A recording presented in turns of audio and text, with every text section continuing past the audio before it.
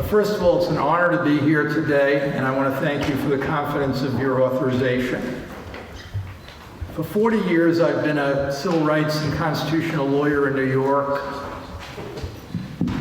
and I've been committed to certain very basic principles that seem to me entirely congruent with those of your party. In 2017, I was going to run for county executive of Orange County. I had the Democratic Party nomination. But I looked around the field and I thought that on every major issue, I couldn't run as a Democrat. I couldn't run as a Democrat because Mr. Cuomo was essentially, excuse the expression, raping our county environmentally, and was a paragon of public corruption.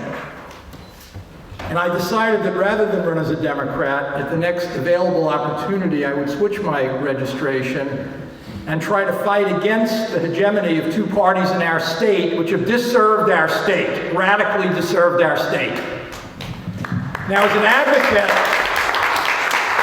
advocate for the last 40 years, I've worked with Mario Cuomo, who was a person you couldn't sit in a room with and talk with. I got $300 million from the state of New York to redo the Yonkers School District as part of the settlement of the school desegregation case I started working on in 1981. I got $100 million to build affordable housing in white neighborhoods of Yonkers, although it took me almost 20 years to do that. I've worked on pioneering cases in sexual harassment. I've worked on major environmental cases in the state, including our current opposition to CPV, the major power plant which was at the root of the corruption trial of Mr. Percoco, the closest aide to Mr. Cuomo. I am prepared not merely to take this fight to power, but to win this race. I have more experience as a trial lawyer and as an appellate lawyer than every candidate of both major parties put together. I've argued in the Supreme Court of the United States major voting rights cases, as well as the Yonkers school desegregation case. I've argued 350 cases in the United States Court of Appeals, making the law with regard to whistleblowers, sexual harassment, and other critical issues. And I am prepared to go to the halls of power in this state on behalf of the people in the state and make every effort to extirpate corruption, which is crippling any faith that people have or can have in our political system.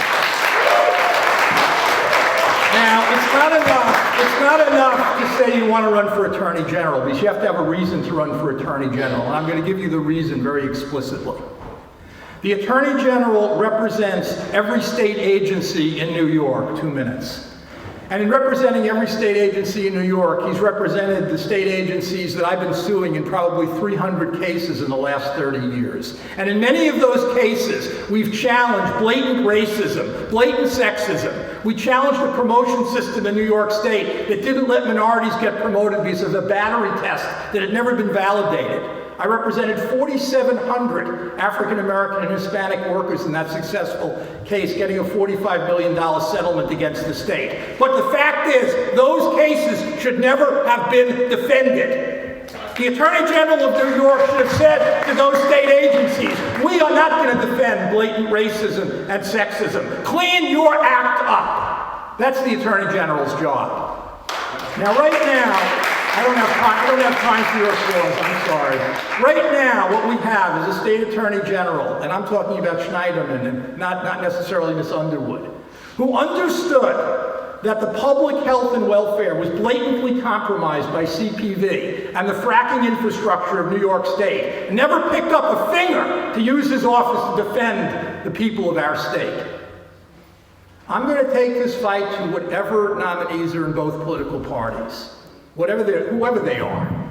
Mario Cuomo's son is picking the nominee in the Democratic Party. That tells you all you need to know about that person.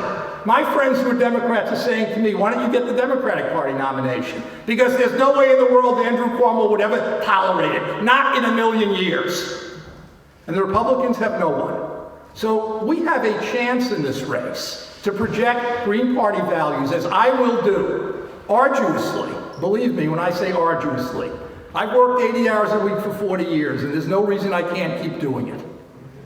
So I want to simply say this. My wife, Lee, is sorry she couldn't hear today. She had brain surgery 10 days ago. She gave her blessing to this race, notwithstanding her medical circumstances. My 7 children are supportive of this race, and some of them are going to work again assiduously to make this happen. This is not a race about a third party or a subordinate party. It's a race about who is the best qualified person to be Attorney General of New York. And I will put my credentials next to anyone and everyone's for that honor.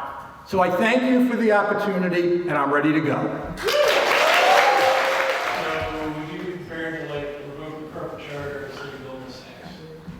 I would be prepared. You can't simply revoke Goldman Sachs' charter. They deserve due process. It's very important that we as Green Party people recognize due process. They deserve due process, but what the public deserves is a truth-telling process which explicates to everyone in our state why their charter should be revoked. The head of Goldman Sachs was a classmate of mine at law school, so I'm very interested in going after Lloyd. Absolutely. Go ahead. Okay, so. No, sorry, should I? I have a list. Okay, you have a list, I'm sorry. So it's John, it's John, Barbara, Brian, Adrian, Gil, if we have time. Yeah, in Troy, we have a district attorney who has been blatantly involved in covering up police killings and brutality. What would you do about situations like that? The DJ Henry case was a tragic case in which a young man, 19 years old, was shot and killed at Pace University. He was a football player and a star student. His parents were upper middle class people from Massachusetts, and 2 days after the killing, they asked me to represent them in the tragic death of their son. The current head of the New York State Court of Appeals, Janet DeFiore, was the district attorney of Westchester at the time I took that case. And I had a series of meetings with her.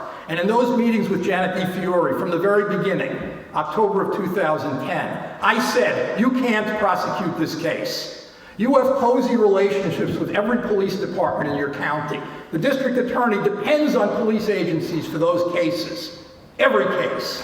So there needs to be in New York a special prosecutor. I started talking about this with the governor in 2010. I met with David Patterson when he was governor, with the Henry family, to advocate for that. There should be no involvement by any local district attorney in any police-related case, period. Not just killings, beatings, brutality, and I've represented people for 40 years in those cases. No involvement. And the reason for that is institutional. It's institutional. It's not because I don't like those local district attorneys. It has nothing to do with that. Their role is to work with local police agencies. That's incompatible with doing proper investigations in the kinds of cases you're taking. I've been on the front line of that issue. I feel deeply about it. I've represented a number of families who've lost children based on police misconduct throughout the state. And again, it's an issue where there are a lot of Johnny-come-latelys. I've been fighting that issue for 20 years in New York, and now we're moving closer to a special prosecutor status. All of those cases are supposed to go to the AG's office, but you don't have an AG who's comfortable and understands those issues. I do because I've prosecuted the cases. Barbara. Hi, Michael. Good day, Barbara. Good day. Back in 2017, you sent out an email to a big list of people in Orange County, including myself. And in this, you were comparing Obama very favorably to our new president. That's right. I felt very favorably about Obama compared to Trump. Right. And so my question is, because I questioned you at the time about that, if you may recall, it seemed that you saw no shortcomings to Obama's policies. And furthermore, you said that you had changed your views about the drone wars given the rise of ISIS, and that you were now supportive of the drone wars. And although I sent you information about civilians who have been killed in the drone wars and gave specific information, you did not change your point of view in any email correspondence with me at that time, which I think was early 2017. There are drone protesters in New York State who've gone to jail because of border protection. So I think this is relevant. Have you changed it? Let me explain to you something very simple, okay? I feel our generation has a tremendous amount of unfinished business, tremendous amount. I was a CO during the war in Vietnam, and I'm a pacifist, which is totally consistent with your party's principles as I understand them. In my view, however, focusing on drones is, for me, it doesn't need to be for you or anyone else, about the 50th issue out of 60. Okay, that's how I feel about it. Why? Because I believe American foreign policy, as was explained earlier, is fundamentally colonialist and imperialist. I think that foreign policy at its root has to change. I think focusing on a methodology like drones, for me, is frankly a waste of time. It's not the central issue. The central issue is American imperialism, which I am focused on dealing with. Now, with regard to your statements about Mr. Obama, I had the pleasure of working with Mr. Obama in the early 1990s. I think Mr. Obama was a dignified man. I don't agree with everything he said, and I wrote hundreds of posts during his presidency criticizing him. I was in touch with Charles Ogletree at Harvard Law School, my former classmate, who's one of the closest people to Obama from the beginning, and was giving them policy papers on many of the issues I thought needed to be changed. But given his situation, I thought Mr. Obama did a reasonable job as our president. Compared to the current administration, no, there is no comparison. So yes, drones to me are not a fundamental issue. You absolutely state that correctly, and I said that to you at the time.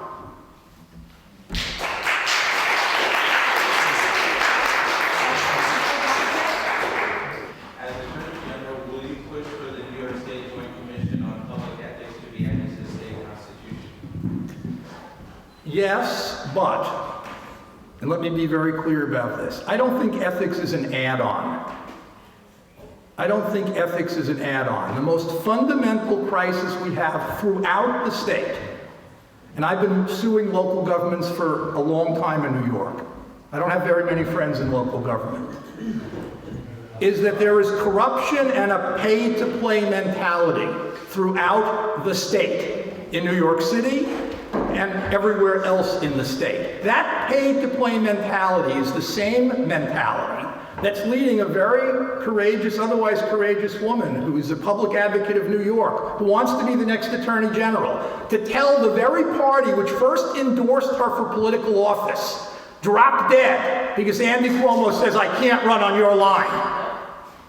That's the kind of public corruption which has many manifestations that needs to be rooted out of this state, period. And you've never had a leader in this state who was willing to go around the state and tell local governments that, and not only tell them that, prosecute those of them who are committing public corruption, because you know something? That's the Attorney General's job. We have a public integrity unit, which has been stripped by the last several budgets, that needs to be elevated in importance, and it needs to be functional, and it will be functional. Sorry, keep my answers shorter, sorry. I will do that. Adrian. How would your campaign build the Green Party, and how will you do outreach to the Green? That's a great question. Since I announced about 2 days ago my candidacy, literally scores of people who are Democrats in my county and who've looked to me over the years for leadership on a wide range of issues have said they're coming to change their registration. And I am going to avidly advocate throughout the Hudson Valley, where I have many, many friends, hundreds and hundreds of clients I've represented, that they change their registration, because it is time to simply say, enough of this crowd. We've given them every chance, it's enough. And what was said earlier by the woman about Bernie Sanders, I applaud what you said. Exactly right. He should have been the nominee. He wasn't the nominee because of corruption, and it filters down everywhere. And people like me, who are lifelong Democrats, have to stand up and say, there is no changing that crowd. We need a new ethos. Thank you.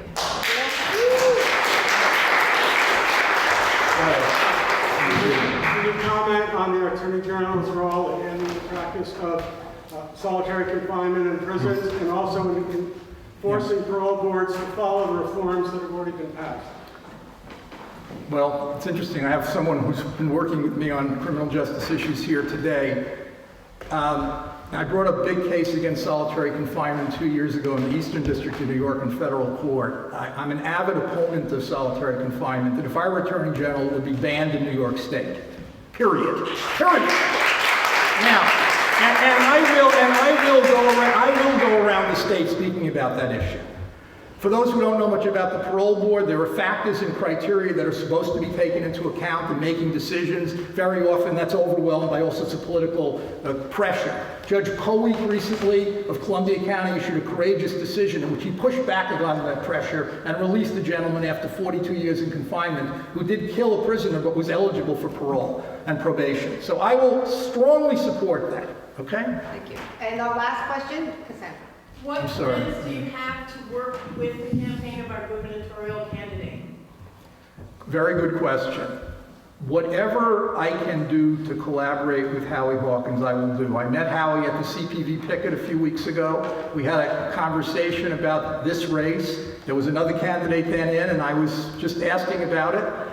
He contacted me when he apparently couldn't run, and I'm anxious to work with him. I'm anxious to travel wherever he's traveling and wants me to be. I'm anxious to introduce him. I'm anxious to explain as best I can as a longtime trial lawyer the basic precepts of this party and what he's running on, and let him follow that with the meat, if you will. So whatever you need me to do, I will do. Okay?